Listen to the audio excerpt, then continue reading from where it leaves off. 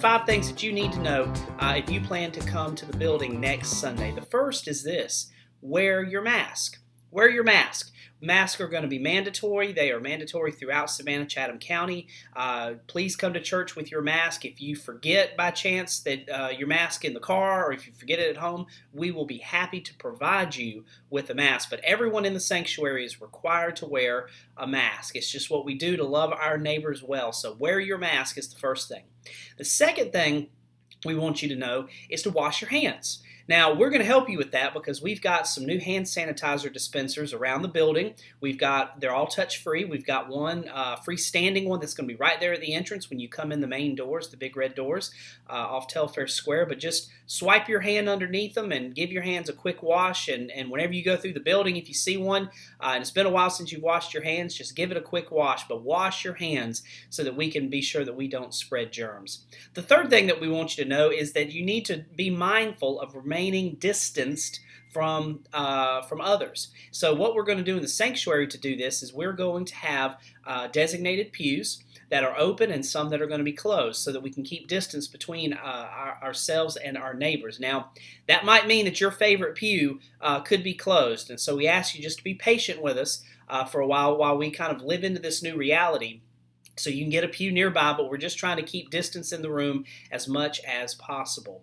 If we do end up getting crowds large enough that distancing on the floor becomes difficult, we will look at opening our balcony, the side seating there, to put people who are physically able to climb stairs, to possibly put them in the balcony, but that's weeks ahead. So just know that we're going to do everything we can to stay distanced in the building. The fourth thing that we want you to know as we look to reopen the building is that kids have 2 options for church. 2 options in the building, I should say. The first option is that kids are welcome to go directly to their second floor space, the Trinity Kids space. We will not have a children's sermon. Children will not be moving around, transitioning from the sanctuary to the second floor, so they can go straight to the second floor. Our staff will have masks, they'll have face shields, and they will be there to welcome you and your child for Trinity Kids time. The second option for kids is that they are welcome in the sanctuary, but they have to stay with their families. So we won't have a children's moment, but kids are welcome to stay with parents. They can stay in the sanctuary and sit nearby. If kids go to the sanctuary, be sure to wear a mask when you're in there. In the Trinity Kids space, it's optional, mostly because it's hard to keep a mask on a toddler potentially, and so if you want your child to wear a mask, they're welcome to wear one, but there may be other kids that masks are hard to keep on them. So second floor kids space, mask if you want them. If your kids want to sit with families in the sanctuary for the service, they're welcome, but they must wear a mask when they do that. The fifth thing that we want you to know as we look to reopen our building is this: if you feel more comfortable staying online, stay online.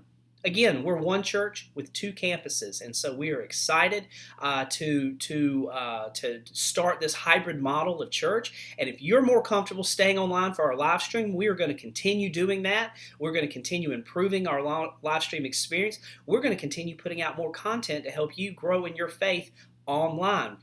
Our small groups are even remaining online for the time being, so if you're looking for a small group, we can connect you with that. So if you feel better staying online for the coming weeks or the coming months, or just for the foreseeable future until vaccines and things like that come out to the public, you're welcome to do that. You are still a part of Trinity Church, whether you're in our in-person campus or whether you're attending via our online campus. So those are 5 things that we want you to know as we look to reopen our church next week to become one church with 2 campuses.